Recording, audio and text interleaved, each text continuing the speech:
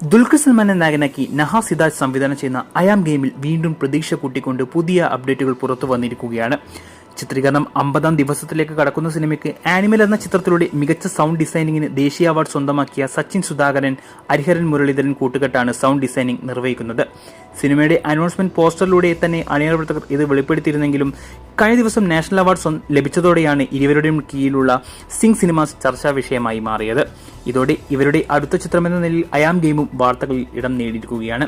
നിലവിൽ ട്രിവാൻഡ്രത്ത് ചിത്രീകരണം പുരോഗമിച്ചുകൊണ്ടിരിക്കുന്ന ചിത്രത്തിന്റെ അടുത്ത ഷെഡ്യൂൾ കൊച്ചിയിലാണ്. അടുത്ത ആഴ്ചയോടെ ആരംഭിക്കുന്ന ഈ കൊച്ചി ഷെഡ്യൂളിൽ ദുൽഖർ സൽമാനും ജോയിൻ ചെയ്യും.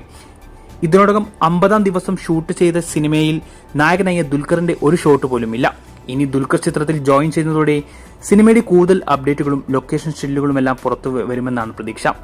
ദുൽഖറിന്റെ കരിയറിലെ ഏറ്റവും വലിയ ചിത്രമായി ഒരുങ്ങുന്ന സിനിമയിൽ 100 ദിവസത്തെ ഷൂട്ടാണ് താരത്തിനുള്ളത്. ഈ വർഷം അവസാനത്തോടെ ചിത്രീകരണം പൂർത്തിയാക്കി അടുത്ത വർഷം മാർച്ചിൽ ചിത്രം തിയേറ്ററുകളിലെത്തും.